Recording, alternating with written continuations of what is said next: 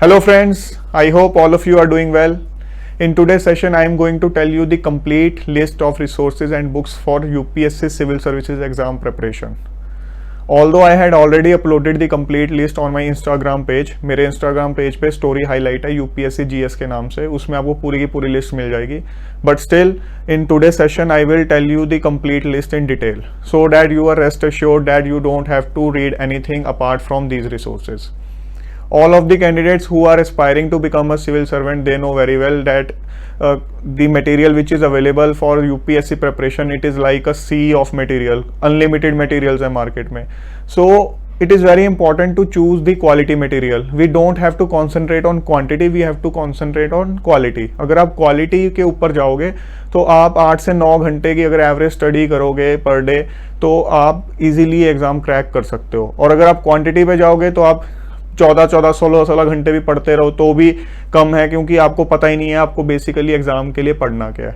So it is very important कि जो आपके पूरे सराउंडिंग में एक सी है ऑफ मटेरियल है, उसमें से आप एक bucket of quality material choose करो, सो डैट उसी पे कॉन्सेंट्रेट करो और बाकी सब मटेरियल्स को इग्नोर कर दो. और आपको राइट स्ट्रेटेजी अडॉप्ट करनी है. सो अगर आप राइट स्ट्रेटेजी अडॉप्ट करोगे with right resources, so definitely you can crack this exam. So आज के सेशन में मैं आपको राइट रिसोर्सेज बताऊंगा एंड रेस्ट एश्योर्ड कि इन रिसोर्सेज के अलावा आपको कुछ रेफर नहीं करना है. और ये कोई मैं आपको एक्स्ट्रा ऑर्डिनरी रिसोर्सेज बताने वाला नहीं हूँ, ये स्टैंडर्ड रिसोर्सेज हैं. कोई भी इंसान जिसने ये एग्जाम क्रैक किया है वो आपको almost on the same line he resources बताएगा. बट आप लोगों को तसल्ली नहीं होती है, क्योंकि आप जितने ओपिनियन लोगे उतनी ज़्यादा वेरिएशन होगी. ऑनलाइन डिफरेंट रिसोर्सेज पे जाओगे तो और ज़्यादा वेरिएशन मिलेगा. सो इतना आपको ट्रस्ट करना पड़ेगा कि these are the right resources और इसके बाहर मुझे नहीं जाना है. सो स्टार्ट करते हैं. सबसे पहले हिस्ट्री के जो बुक लिस्ट है, हिस्ट्री में सबसे पहले जो ancient India by RS Sharma है, इसका आपने NCERT का ओल्ड एडिशन लेना है. ये 11th क्लास की old edition of NCERT book है, ancient India by RS Sharma. Ancient India के लिए ये बुक काफ़ी है. उसके बाद medieval India by Satish Chandra, ये भी ओल्ड NCERT 11th क्लास की है. Medieval India by Satish Chandra, medieval India के लिए भी आपके लिए ये बुक काफ़ी है. उसके बाद modern India by Bipin Chandra class 12th, ये क्लास 12th की ओल्ड NCERT की बुक है, modern India by Bipin Chandra. जब आप ये modern India by Bipin Chandra complete कर लोगे उसके बाद you have to read India struggle for independence by Bipin Chandra.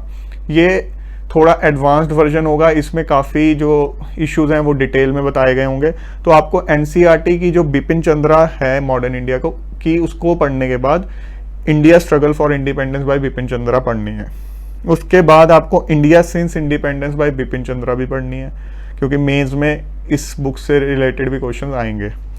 Finally world history के लिए जो NCERT book on world history है आपको वो रेफर करनी है.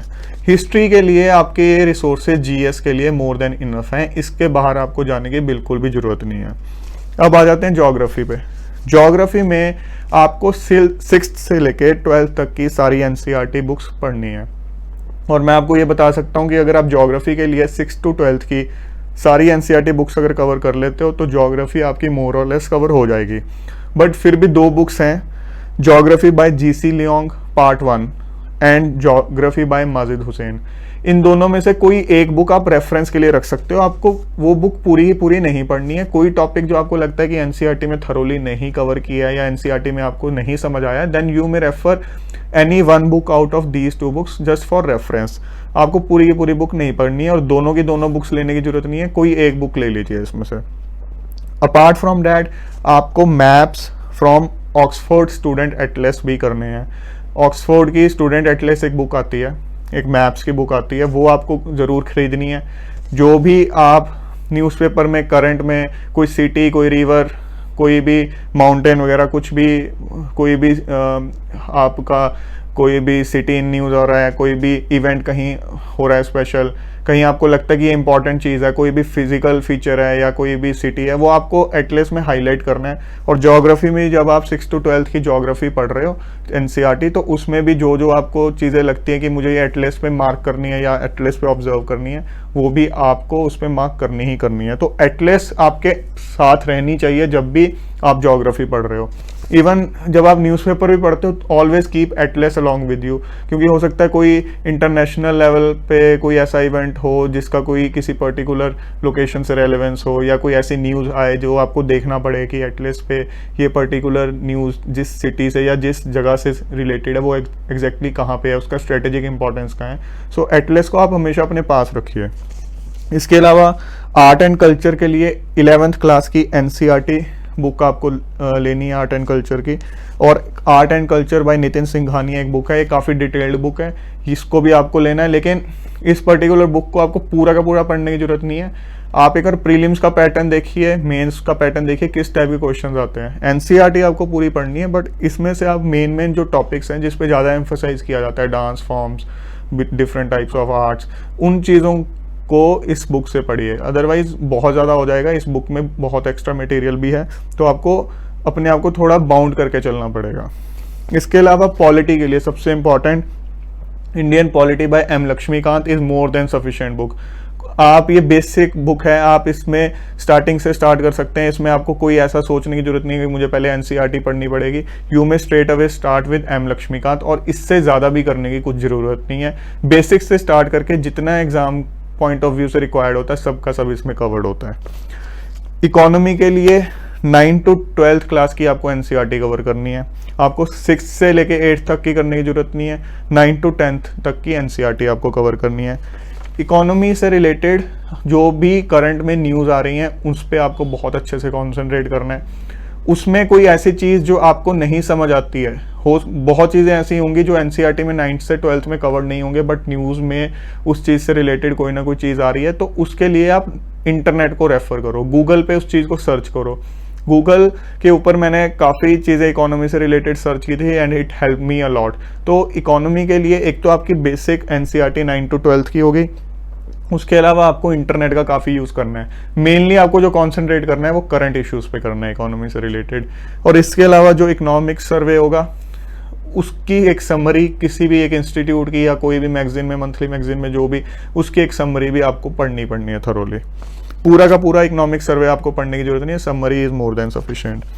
फॉर एनवायरनमेंट जो हमारी क्लास 11th और 12th की NCERT है बायोलॉजी या केमिस्ट्री की, उसके लास्ट के कुछ चैप्टर्स एनवायरनमेंट से ही रिलेटेड होते हैं। कोई एक बुक उठा लीजिए, चाहे बायोलॉजी की उठा लीजिए, चाहे केमिस्ट्री की उठा लीजिए, 11th और 12th क्लास की NCERT, उसके last few chapters which are related to environment, उसको आपको पढ़ना है और उनके अंदर आपके बेसिक्स क्लियर हो जाएंगे basically. Apart from that Shankar IAS की एक एनवायरनमेंट पे बुक आती है, that is a really good book. Again that should be used for understanding the basics and it should be used as a reference book।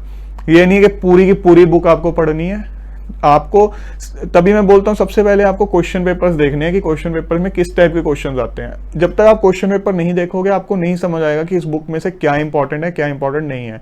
So last 5 सालों के prelims और mains के question paper जब आप देख लोगे आपको समझ आएगा एनवायरनमेंट में किस टाइप के क्वेश्चन पूछे जाते हैं, आर्ट एंड कल्चर में किस टाइप के क्वेश्चन पूछे जाते हैं, बाकी टॉपिक्स में किस टाइप के क्वेश्चन पूछे जाते हैं। सो जब आपको क्वेश्चन समझ आ जाएंगे कि इस टाइप के क्वेश्चन पूछे जा रहे हैं तो आप ऑटोमेटिकली उस टाइप का मटेरियल जो है बुक में से ज़्यादा पिक करोगे पढ़ने के लिए। Then coming to science and technology, mainly आपको न्यूज़पेपर पे कंसंट्रेट करना है। जो मेडिकल साइंस या इंजीनियरिंग बैकग्राउंड के स्टूडेंट्स हैं उनको तो बिल्कुल भी कुछ पिछला रिवाइज करने की जरूरत नहीं है, क्योंकि इट इज़ अंडरस्टूड कि साइंस से रिलेटेड जो आपके बेसिक्स हैं वो आपको ऑटोमेटिकली रिटेन्ड रहते हैं। थोड़ा इशू कॉमर्स और आर्ट्स बैकग्राउंड के स्टूडेंट्स के साथ हो सकता है, तो उस केस में वो 6th से लेकर 10th की NCERT के कुछ एक साइंस के बेसिक्स रिवाइज कर लें। अदरवाइज मेनली जो साइंस एंड टेक का पार्ट होगा वो बेसिकली करंट पे बेस्ड होगा। तो आपको न्यूज़पेपर में जो भी साइंस एंड टेक का पार्ट आ रहा है उस पर अच्छे से कंसंट्रेट करना है, उन टॉपिक्स को अच्छे से ध्यान में रखना है।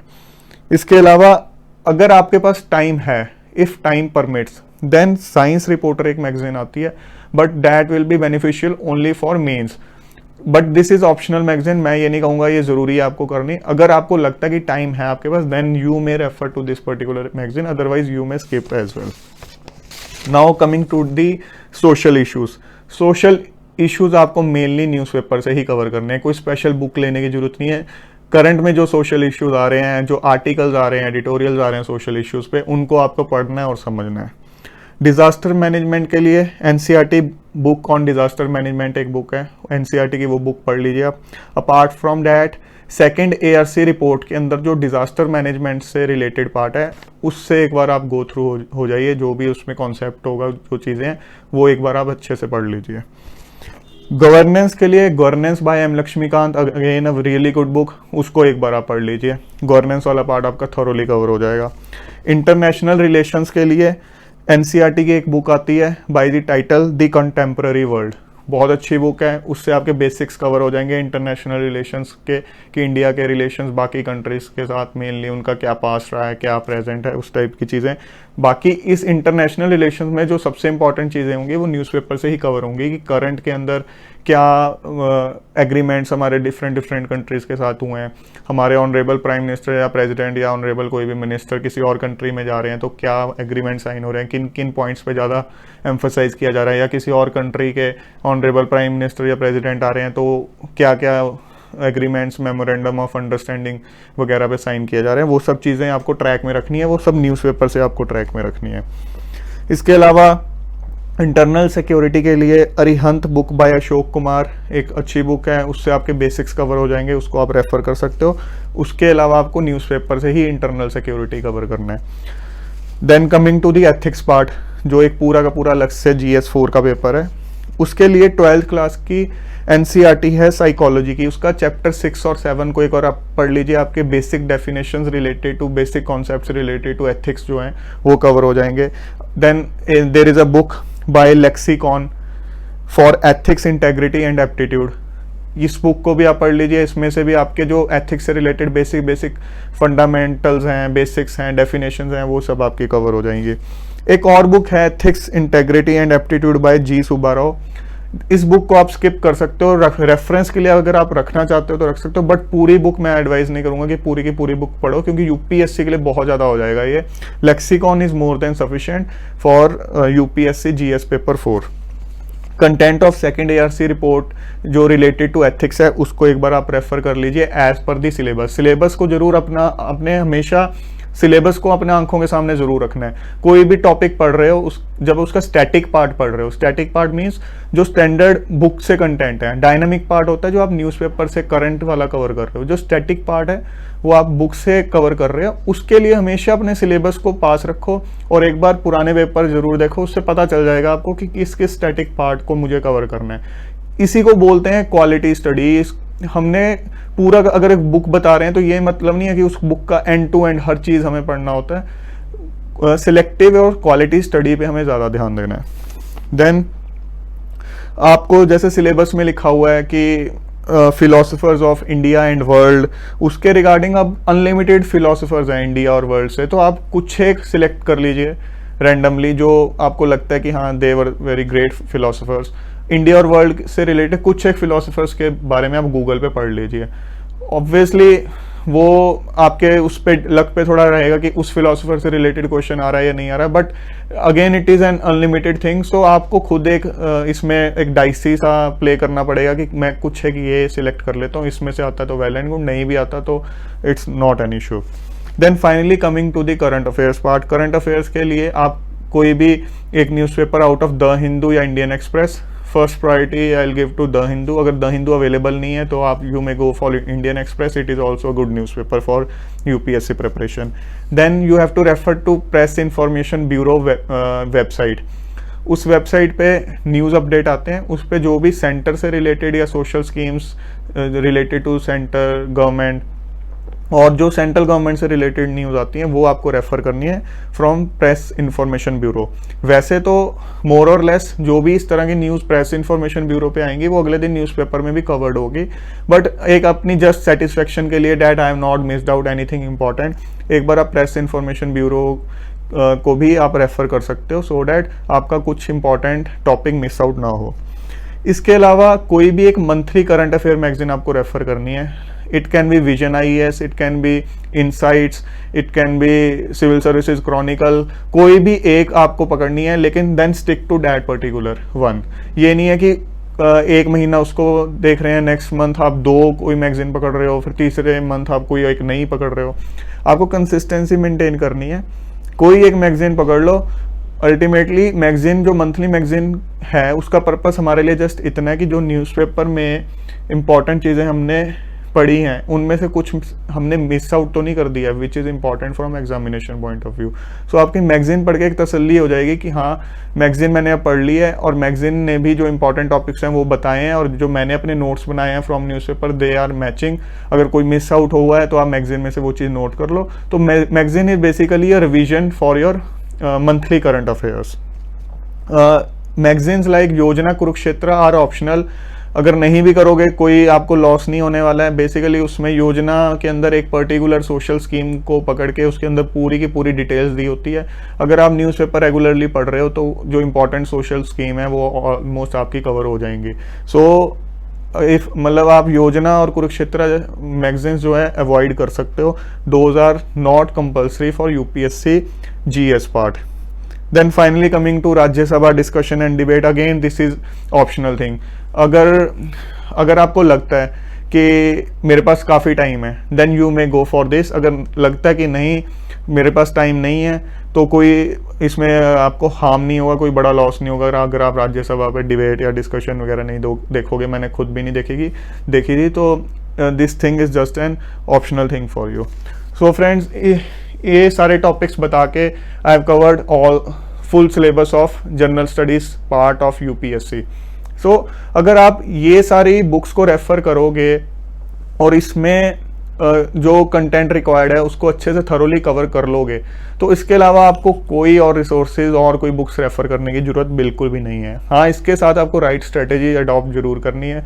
मेरा एक सेशन है by the title strategies to start preparation for UPSC civil services exam, उसको एक बार आप देख लो। एक मेरा सेशन है the art of reading newspaper and making notes, उसको आप देखो कि न्यूज़पेपर को कैसे पढ़ना चाहिए और उसमें से नोट्स कैसे बनाने हैं। Apart from that answer writing skills का ऊपर एक सेशन है, एस्से के ऊपर सेशन है। ये सेशन जो बाकी के हैं ये भी आप देख लो, आपको होलिस्टिक पिक्चर समझ आ जाएगी कि यूपीएससी प्रिपरेशन करनी कैसे है। और अपने दिमाग से डर निकाल दो कि ये रिसोर्सेज हैं, इतने सारे रिसोर्सेज हैं। आपको मैंने बाउंड कर दिया कि आपको ये एक पर्टिकुलर आपकी बाउंड्री है, इसके अंदर ये रिसोर्सेज आपको सिर्फ और सिर्फ ये पढ़ने हैं। इसको थरोली पढ़ के जाओगे, स्ट्रेटेजी सही रख के, definitely you will crack this exam. So my best wishes for all the candidates who are preparing for UPSC civil services exam. अपने दिमाग से डर निकाल दो और इन रिसोर्सेज को पकड़ के अपनी प्रिपरेशन स्टार्ट कर दो। So thank you so much for watching this session. We will meet again. Till then, good luck for your preparation and Jai Hind.